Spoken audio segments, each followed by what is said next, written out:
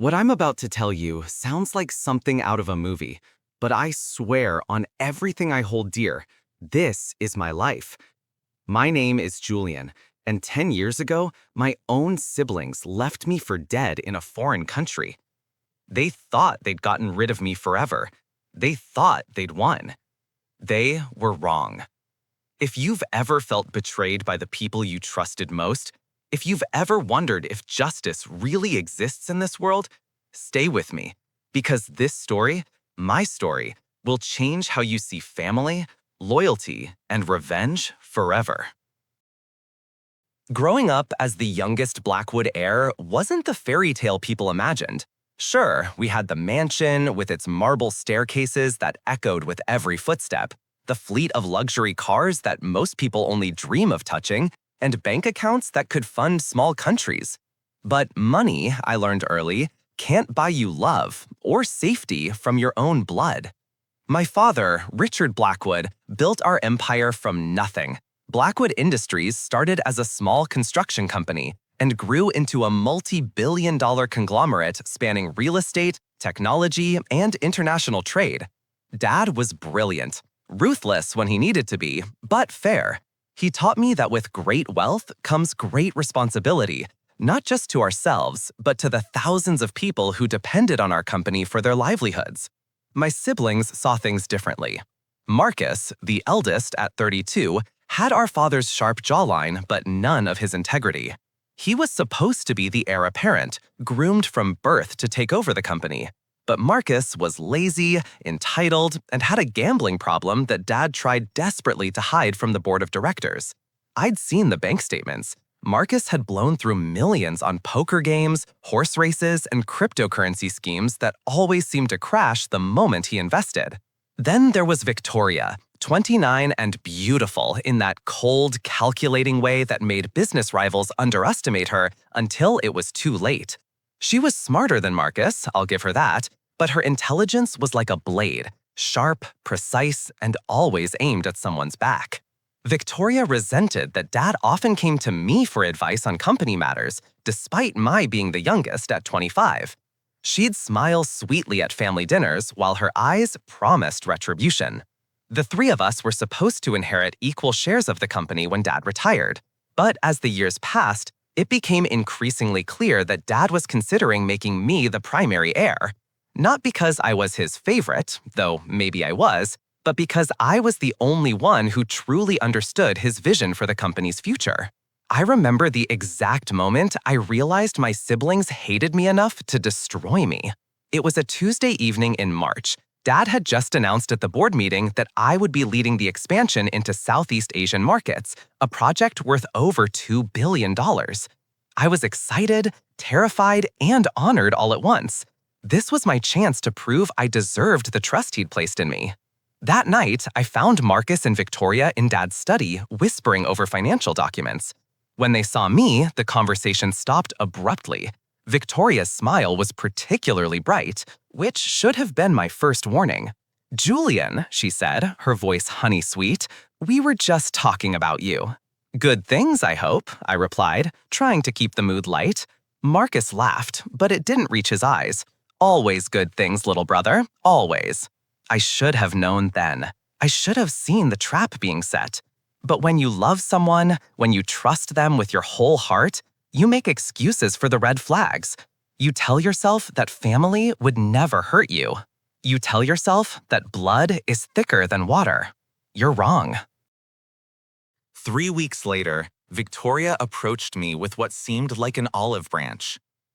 "Julian," she said, cornering me in the hallway outside Dad's office, "I owe you an apology." I stopped, surprised. Victoria never apologized for anything. "I've been jealous," she continued, her voice soft and vulnerable in a way I'd never heard before. "Watching Dad give you more and more responsibility, it hurt. But I realize now that you've earned it. You're brilliant, and the company needs someone like you leading it into the future." Her words felt like a warm embrace after months of cold shoulders and cutting remarks. I wanted to believe her so badly that I ignored the voice in my head screaming that this was too good to be true. I want to make it up to you, she said. Marcus and I have been planning a trip to Thailand, just the three of us. No business, no pressure, just siblings reconnecting. What do you say? Thailand. I'd always wanted to visit Southeast Asia, especially since I'd be working there soon. The idea of bonding with my siblings, of finally having the relationship I'd always dreamed of, was irresistible. That sounds amazing, I said, and Victoria's smile was radiant. Perfect. We leave Friday. The trip started beautifully. We stayed at a luxury resort in Phuket with private villas overlooking the crystal-clear waters of the Andaman Sea. For the first few days, it felt like we were finally the family I'd always wanted us to be. We laughed over dinner, shared childhood memories, and for the first time in years, I felt like I belonged. Marcus seemed genuinely interested in my ideas for the company. Victoria was warm and supportive, asking thoughtful questions about my plans for the Asian expansion. We took photos together, went snorkeling, explored local markets. I even bought gifts for Dad and our staff back home. On our fourth night, Victoria suggested we take a boat trip to some remote islands the next day. There's this incredible hidden lagoon, she said, showing me pictures on her phone. The locals say it's one of the most beautiful places on Earth, but you can only reach it by boat. What do you think? I was all in. Adventure, natural beauty, and quality time with my siblings. It sounded perfect. We chartered a small boat for next morning. The captain was a local man named Somchai, who spoke broken English but seemed friendly enough. As we sailed away from the main island, I felt a sense of freedom I hadn't experienced in years. The wind in my hair, the sun on my face, the endless blue horizon stretching before us, it was magical.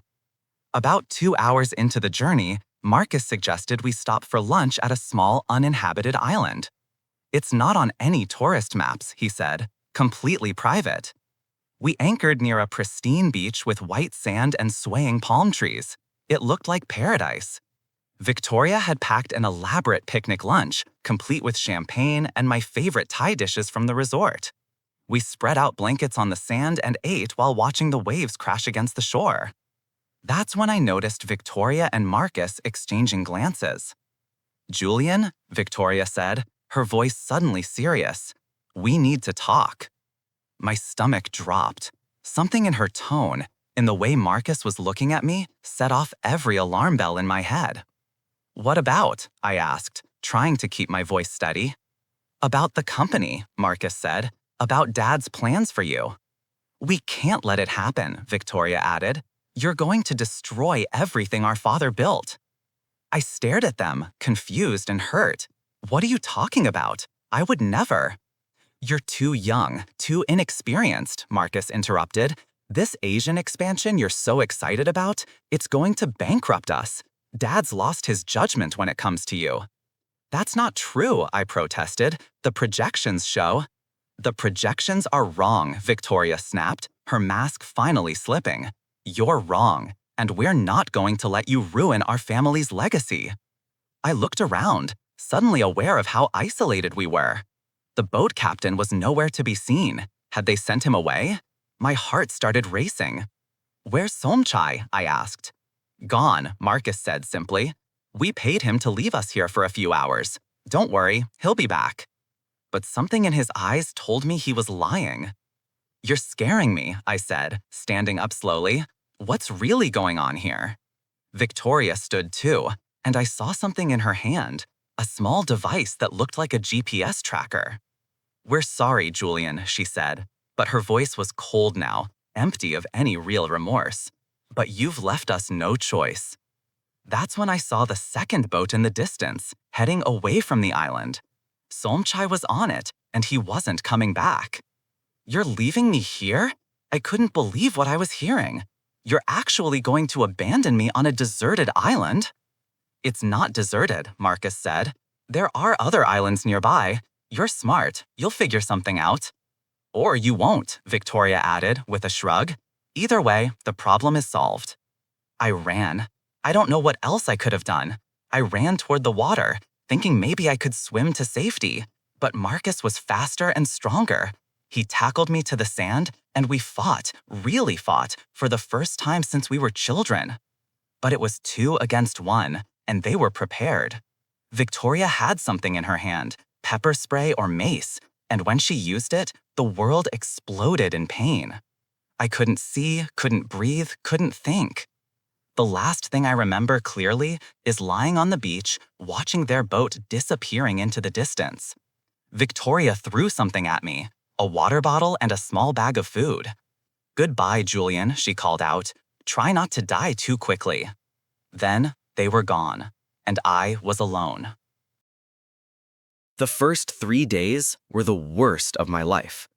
I had no shelter, no real food, and no idea if anyone would ever find me. The island was small, maybe 2 miles long and half a mile wide, covered in dense jungle with a few clearings and beaches. There were coconut palms, which probably saved my life, and a small freshwater spring I discovered on the second day. But the real enemy wasn't hunger or thirst, it was despair. I kept thinking about my father, wondering if he knew what Marcus and Victoria had done. Were they back home already, spinning some story about how I'd decided to stay in Thailand? Had they told him I was taking an extended vacation, or that I'd had some kind of breakdown? The worst part was the hope. Every time I heard a plane overhead or saw a boat in the distance, I would run to the beach, waving my arms and screaming until my voice gave out. But no one ever saw me. No one ever came. On the 4th day, I tried to swim to another island I could see on the horizon. I'm a strong swimmer, was on the varsity team in college, but the currents were stronger than I expected. I barely made it back to shore, exhausted and defeated. That night, lying on the sand under a canopy of stars, I made a decision. I could either give up and die, or I could survive. And if I survived, I would make them pay for what they'd done to me. I chose to survive. Over the next few weeks, I learned skills I never thought I'd need. I built a shelter using palm fronds and driftwood. I learned to catch fish with makeshift spears and to identify which plants were safe to eat. I made fire using dry coconut husks and friction. I collected rainwater in large leaves and coconut shells. But the island had one more cruel surprise waiting for me. It was my 37th day there when the storm hit. Not just any storm, a typhoon that turned my little paradise into a hellscape of wind and rain and crashing waves. I huddled in my shelter, which was torn apart within the first hour, and then took refuge in a small cave I'd discovered earlier. The storm lasted 2 days. When it finally passed, I emerged to find my world completely changed. Trees were down everywhere, the beach was covered in debris, and worst of all, I couldn't remember who I was. I knew my name was Julian. I knew I was from somewhere else, somewhere far away. But everything else, my family, my life, why I was on this island, was gone. Just gone. A few days later, a fishing boat found me. The fishermen who rescued me were from a small village on the Thai mainland called Bon Phay. They found me half dead on the beach, sunburned and delirious, speaking broken English mixed with words I didn't recognize. The village doctor, an elderly man named Dr. Narong, said I had severe amnesia, probably caused by head trauma during the storm. He showed me x-rays of my skull. There was evidence of an old injury, though he couldn't tell exactly when it had happened. "Your memories may return," he told me in careful English, "or they may not. The mind is mysterious." The villagers took me in like I was family. They gave me a small hut near the beach and helped me find work on the fishing boats. I was terrible at it initially. My soft businessman's hands weren't made for hauling nets and gutting fish, but I learned quickly. I liked the simplicity of it. Wake up before dawn, go out on the water, work hard with my hands, come home tired but satisfied. There was something pure about that life, something honest that I'd been missing without even knowing it. The village chief, a wise woman named Kun Mali, became like a grandmother to me. She taught me Thai, helped me understand local customs, and never asked questions about my past that I couldn't answer. "The sea brought you to us," she would say.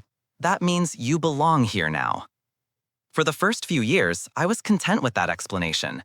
I had flashes sometimes, dreams of marble staircases and men in expensive suits, of a woman with cold eyes and a smile like a blade.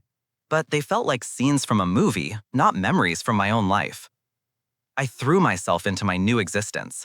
I became one of the best fishermen in the village, known for my ability to read the weather and find the best fishing spots. I learned to repair boats, to navigate by the stars, to speak Thai like a native. But more than that, I learned about real community. In Bonfay, everyone looked out for everyone else. When Kun Samjit's husband died, the whole village helped repair her roof and tend her garden. When little Nairan broke his leg, everyone contributed to pay for his medical treatment. When the monsoon floods came, we all worked together to rebuild what was lost. It was the kind of life my father had always talked about, where success was measured not by how much you accumulated, but by how much you contributed. I fell in love, too. Her name was Ploy, and she was the village teacher. She had the most beautiful smile I'd ever seen, and a laugh that could make even the worst day feel bright. We were together for 3 years, and I thought I might spend the rest of my life in that little village, raising children who would grow up knowing the value of hard work and community. But the past has a way of catching up with you, even when you can't remember it. It was a Tuesday morning in my 8th year in Bonfy when everything changed. I was at the market in the nearby town of Ryong, selling our catch from the previous day, when I saw a newspaper someone had left on a bench. The headline was in English: "Blackwood Industries faces bankruptcy as heirs battle over control." The name hit me like a physical blow. Blackwood. I knew that name. It meant something important, something that made my chest tight and my hands shake. I bought the newspaper and found a quiet cafe where I could read it properly. The article was about a company in America, a massive conglomerate that had been one of the most successful businesses in the world until recently. The founder, Richard Blackwood, had died 2 years earlier, leaving the company to his 3 children. But only 2 children were mentioned in the article, Marcus and Victoria Blackwood. As I read their names, images started flashing through my mind like lightning strikes. A man with kind eyes and graying hair, teaching me to tie a tie. A woman with a cold smile, throwing something at me as a boat pulled away. A mansion with marble staircases. A boardroom full of suits. A beach. Terror. Betrayal. I ran to the bathroom and threw up. When I came back to the table, I read the article again, more carefully this time. Marcus and Victoria had been running Blackwood Industries into the ground. Bad investments, failed projects, massive debt. The company that had once been worth billions was now on the verge of collapse. There was a photo of them at some charity gala, both looking older but still recognizable. Marcus had developed a paunch and thinning hair. Victoria's face was harder, more lined, but her smile was the same, beautiful and terrifying. The article mentioned that the company's founder had originally had 3 children, but the youngest, Julian, had disappeared during a family vacation in Thailand 10 years earlier and was presumed dead. Julian. My name was Julian, and I wasn't dead. Over the next few days, more memories came flooding back. Not all at once. It was like a dam with cracks, letting through trickles that gradually became a flood. I remembered my father's laugh, the smell of his cologne, the way he would ruffle my hair when I did something that made him proud. I remembered the company, the board meetings, the weight of responsibility that had both thrilled and terrified me. And I remembered the betrayal, the boat, the island, the storm. My siblings had tried to murder me. I spent a week in a kind of daze, torn between my life in Bonfy and the memories of who I used to be. Ploy knew something was wrong, but I couldn't explain it to her, not yet. Not yet. How do you tell someone you love that you're not who they think you are? That you're not a simple fisherman, but the heir to $1 billion fortune? That you have to leave them to reclaim a life they never knew you'd lost? I made my decision on a Sunday morning, sitting on the beach where the fisherman had found me 8 years earlier. I would go back. Not for the money, though that was part of it, but for justice. My siblings had stolen my life, destroyed my father's legacy. and hurt thousands of innocent people who depended on Blackwood Industries for their livelihoods. It was time to make them pay. Leaving Ban Fee was the hardest thing I'd ever done.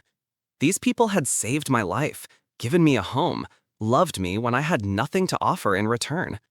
Kunmali cried when I told her I had to go, though I couldn't explain why. "You were always different," she said, holding my hands in her weathered ones.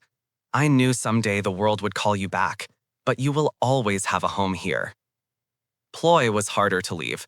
She deserved the truth, so I told her everything: who I really was, what had happened to me, why I had to go back to America. She listened without interrupting, her beautiful face growing sadder with each word. "Will you come back?" she asked when I finished.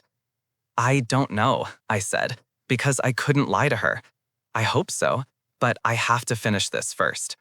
She nodded, understanding in the way that only someone who truly loves you can understand. "Then go," she said, "but remember us.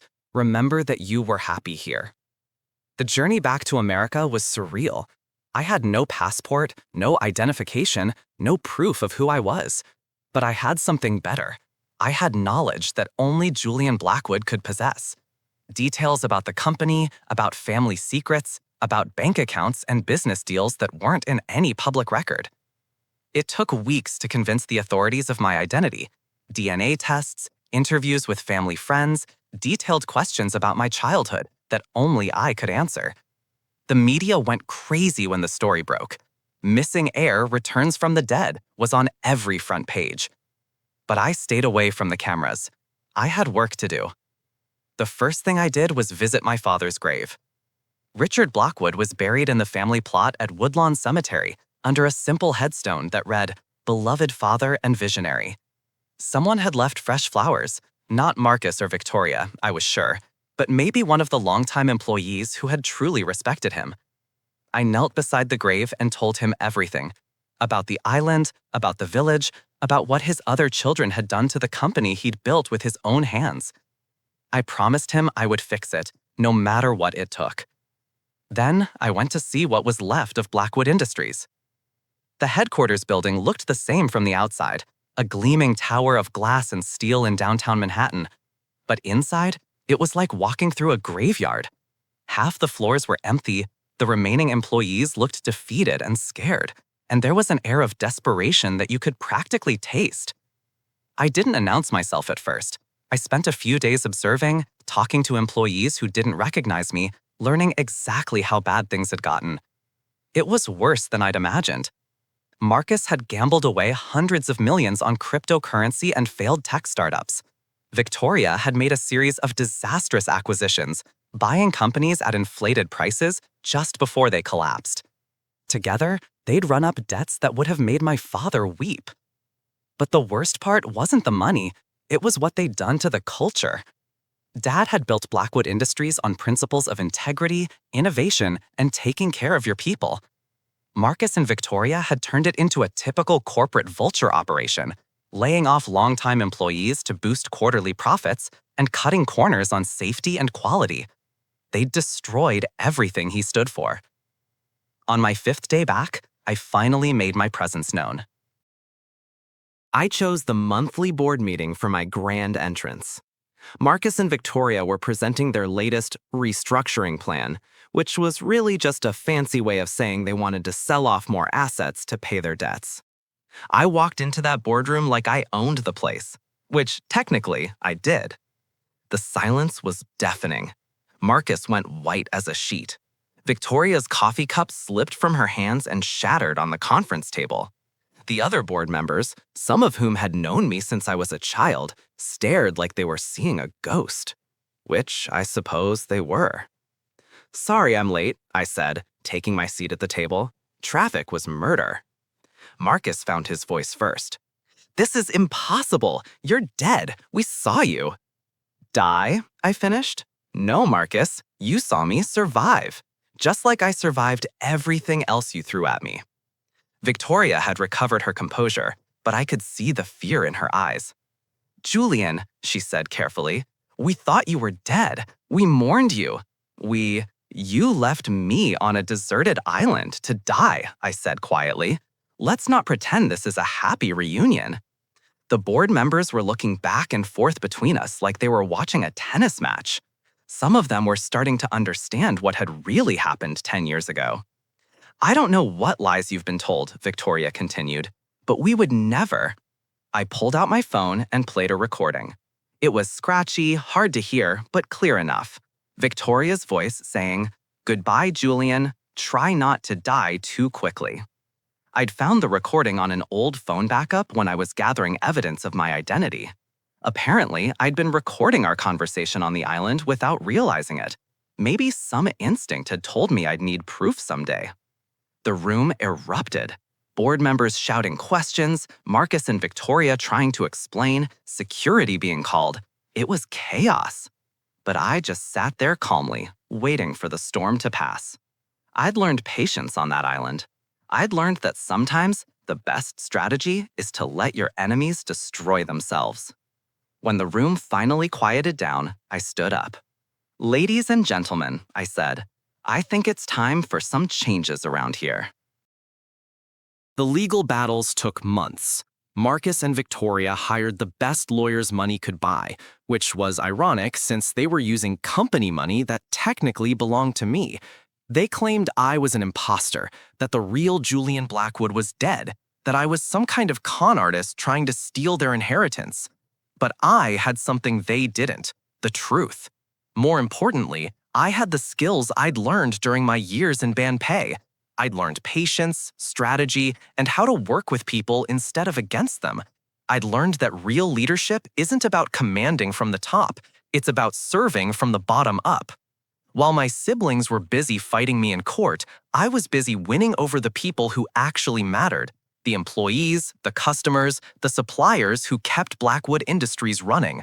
I started small. I visited every department, every office, every warehouse. I talked to janitors and executives, accountants and security guards.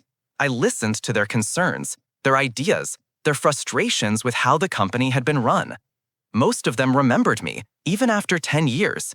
They remembered that I'd always treated them with respect, that I'd known their names and asked about their families. They remembered that I'd cared about more than just profit margins. "Mr. Julian," said Maria Santos, who'd been Dad's secretary for 20 years, "we prayed you'd come back someday.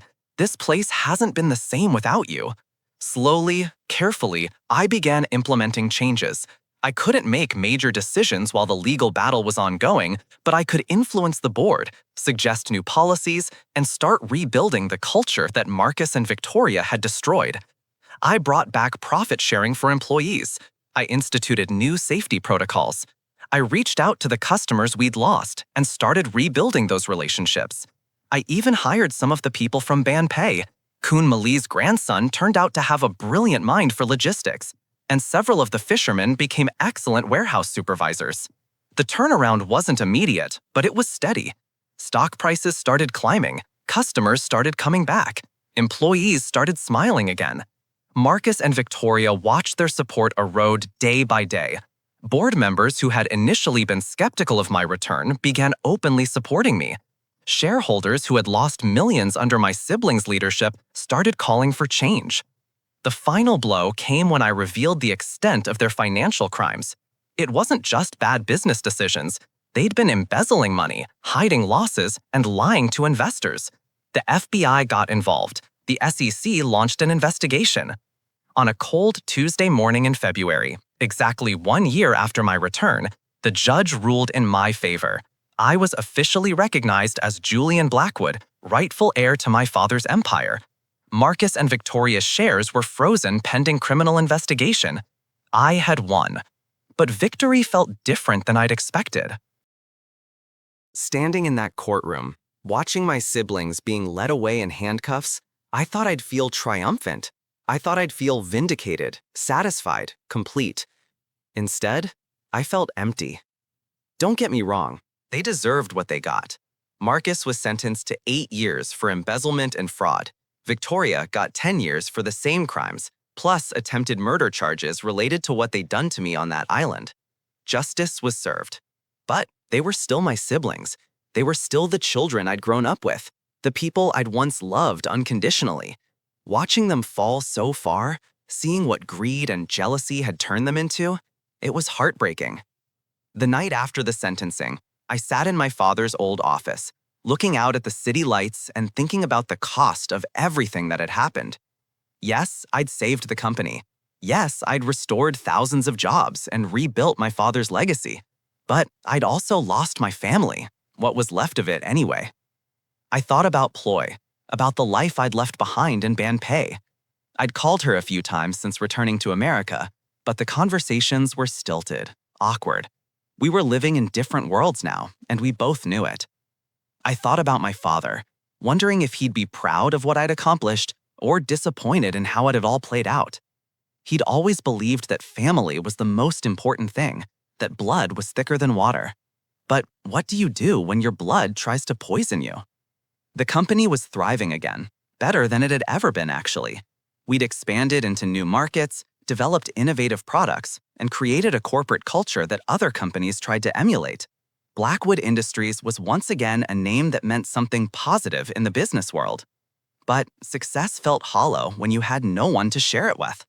That's when I made a decision that surprised everyone, including myself. I stepped down as CEO of Blackwood Industries. Not permanently. I remained the majority shareholder and chairman of the board, but I appointed someone else to run the day-to-day operations, Sarah Chen, a brilliant executive who'd been with the company for 15 years and shared my vision for ethical, sustainable business practices. "Are you sure about this?" she asked when I offered her the position. "You just got your company back." "That's exactly why I'm sure," I said. "I didn't fight to reclaim this place just so I could become a prisoner to it. My father built this company to serve people, not the other way around." I kept a small office in the Manhattan headquarters, but I spent most of my time traveling, visiting our international operations, meeting with employees around the world, and working on new initiatives to give back to the communities where we did business. And every few months, I went back to Banpei. Ploy was still there, still teaching, still beautiful. We were different people now. I was no longer the simple fisherman she'd fallen in love with, and she was no longer the only woman in my world. But we were still friends, still cared about each other, still shared something special. "You look tired," she said during one of my visits, as we walked along the beach where I'd been found all those years ago. "I am tired," I admitted. "Winning isn't as satisfying as I thought it would be." "Maybe that's because you're fighting the wrong battle," she said. "You spent so much energy getting revenge on your siblings, proving you were right, reclaiming what was yours. But what are you building for the future?" She was right, of course. Ploy had always been wise beyond her years. That conversation changed everything for me. Instead of focusing on the past, on what had been taken from me, I started focusing on what I could give back. I established the Blackwood Foundation, dedicated to education and economic development in underserved communities around the world. We built schools in Thailand, funded microfinance programs in Africa, and provided scholarships for kids who reminded me of myself, smart, ambitious, but lacking opportunities. I also started a program to bring young people from places like Banpei to work at Blackwood Industries, giving them the same chance at a different life that the village had given me. But the most important thing I did was forgive my siblings. I visited Marcus first, at the minimum security prison in upstate New York where he was serving his sentence. He'd lost weight, gained some gray hair, and looked older than his years. Prison had humbled him in a way that wealth never could. "Julian," he said when he saw me, his voice barely a whisper. "I didn't think you'd ever want to see me again." "I wasn't sure I did," I said honestly, "but I realized that carrying this anger was hurting me more than it was hurting you." We talked for 2 hours. He apologized, really apologized, not the fake corporate apology I'd expected. He told me about the gambling addiction, about how it had spiraled out of control, about how desperate he'd become. He told me about the shame he'd felt watching me succeed where he'd failed, and how that shame had curdled into resentment. "I know it doesn't excuse what we did," he said. "Nothing could excuse that. But I want you to know that I regret it every single day. Not just because we got caught, but because we hurt you, because we destroyed our family." I believed him. And for the first time in years, I felt something like peace. Victoria was harder. She was serving her sentence at a women's correctional facility in Connecticut, and when I first requested a visit, she refused to see me. It took 6 months and several letters before she finally agreed to meet. When she walked into that visiting room, she looked like a shadow of her former self. The designer clothes were gone, replaced by prison orange. The perfectly styled hair was pulled back in a simple ponytail. But her eyes, those cold, calculating eyes, were exactly the same. "Come to gloat?" she asked, sitting across from me at the metal table. "Come to forgive," I said. She laughed, but there was no humor in it. "Forgive? Julian, I tried to kill you. I left you on an island to die. There's no forgiving that." "There is if I choose to forgive it," I said, and I do. For a moment, her mask slipped, and I saw something I'd never seen in Victoria before: genuine emotion. Pain, regret, maybe even remorse. "Why?" she whispered. "Because holding on to this hatred is killing me," I said. "Because you're my sister, and despite everything, I still love you. And because Dad would have wanted me to." She cried then, really cried, not the manipulative tears she'd used to get her way as a child, but deep, wrenching sobs that seemed to come from her soul. "I'm so sorry," she said over and over. "I'm so sorry, Julian. I don't know what happened to me. I don't know how I became this person." We talked for hours that day, and many times after. Victoria told me about the pressure she'd felt growing up, always trying to prove she was as good as her brothers, in a world that seemed designed for men. She told me about the fear that had consumed her when Dad started favoring me, the terror that she'd be left with nothing. "I know it doesn't excuse what I did," she said during one of our conversations, "but I was so scared of being forgotten, of being worthless. And when I saw how much Dad respected you, how much he trusted you, I felt like I was disappearing." I understood that feeling. I'd felt invisible for much of my childhood too, overshadowed by my older siblings, who seemed so confident and capable. The difference was that I'd channeled that feeling into working harder, while Victoria had let it poison her heart. "You were never worthless," I told her. "You were brilliant, Victoria. You still are. You just forgot that your worth doesn't come from what you own or control. It comes from who you are and how you treat people." By the time I left that day, something had shifted between us. We weren't the siblings we'd been before. Too much had happened for that. But we were something new, something built on truth instead of pretense. 5 years after my return, Blackwood Industries was stronger than it had ever been. We'd expanded into renewable energy, sustainable agriculture, and educational technology. Our employee satisfaction ratings were through the roof. Our environmental impact was carbon negative, and our profits were higher than they'd been even in my father's heyday. But more importantly, we were making a difference. The schools we'd built were educating thousands of children. The microfinance programs had helped start hundreds of small businesses. The scholarship recipients were becoming doctors, teachers, engineers, and entrepreneurs. I was proud of what we'd accomplished, but I was prouder of who we'd become as a company. We weren't just making money, we were making the world a little bit better. Marcus was released after serving 6 years of his sentence. He came to see me the day he got out, looking nervous and uncertain. "I don't expect anything from you," he said. "I know I don't deserve a second chance, but I want you to know that I'm different now. Prison, it changed me, made me face some hard truths about myself." I offered him a job, not in the executive suite, but in our community outreach program. He'd be working with at-risk youth, kids who reminded me of what we might have been if we'd made different choices. "Are you sure?" he asked, "after everything I did?" "Everyone deserves a chance to redeem themselves," I said. "Dad taught me that." Marcus threw himself into the work with a passion I'd never seen from him before. He was good at it too. His own struggles with addiction and poor choices made him relatable to the kids he was trying to help. Within 2 years, he'd become one of our most effective counselors. Victoria was released a year later. She was different too. Quieter, more thoughtful, less concerned with appearances, and more focused on substance. I offered her a similar opportunity, working with women entrepreneurs in developing countries. "Why are you doing this?" she asked. "Why are you giving us these chances?" "Because that's what family does," I said. "We hurt each other sometimes, we make terrible mistakes, we even betray each other. But at the end of the day, we're still family, and family means never giving up on each other. The three of us would never be as close as we'd been as children. Too much water under the bridge for that. But we were building something new, something based on mutual respect and shared purpose rather than competition and jealousy. We had dinner together once a month, usually at a small restaurant near the office. We talked about work, about the people we were helping, about Dad, and what he would think of who we'd become. It wasn't the relationship I dreamed of as a child, but it was real and it was honest, and it was enough. 2 years ago, I did something that surprised everyone who knew my story. I got married. Her name is Dr. Elena Rodriguez, and I met her at a medical conference where Blackwood Industries was presenting our new healthcare initiative for rural communities. She was a surgeon who'd spent years working with Doctors Without Borders, bringing medical care to some of the most underserved places on Earth.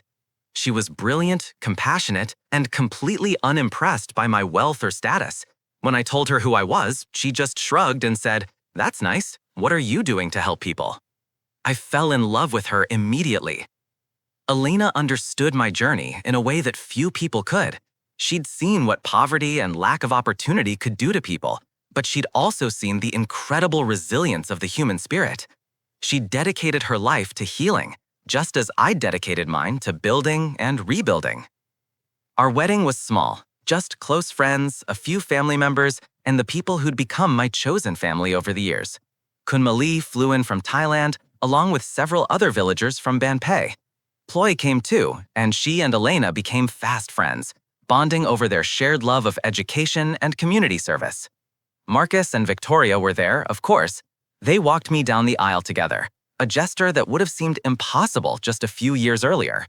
As we walked, Victoria squeezed my arm and whispered, "Dad would be so proud of the man you've become." The ceremony was held in the garden of the family estate, under the same oak tree where Dad used to read to us when we were children. As Elena and I exchanged vows, I felt like I was finally, truly home. "You've taught me that love isn't about possession," I said to her. "It's about liberation. You've freed me from my past, from my anger, from my need for revenge. You've shown me that the best way to honor what I've lost is to build something beautiful with what I've found." She smiled through her tears and said, "And you've taught me that home isn't a place. It's the people who choose to love you, even when you're lost, even when you're broken, even when you don't deserve it." After the ceremony, we danced under string lights as the sun set over the gardens. Marcus played guitar, something I'd forgotten he could do, while Victoria sang in a voice I hadn't heard since we were children. For a moment, it felt like we were kids again, before jealousy and greed and betrayal had torn us apart. But we weren't kids anymore. We were adults who'd made terrible mistakes and found ways to forgive each other. We were a family that had been broken and rebuilt, stronger in the broken places. Today, as I sit in my office overlooking the city where I was born, I think about the journey that brought me here. The betrayal that nearly destroyed me became the catalyst for the most meaningful chapter of my life. The island that was meant to be my grave became the place where I learned who I really was. Blackwood Industries is now one of the most respected companies in the world, not just for our financial success, but for our commitment to social responsibility. We've created jobs for hundreds of thousands of people, educated millions of children, and invested billions in sustainable development projects around the globe. But the numbers aren't what matter most to me.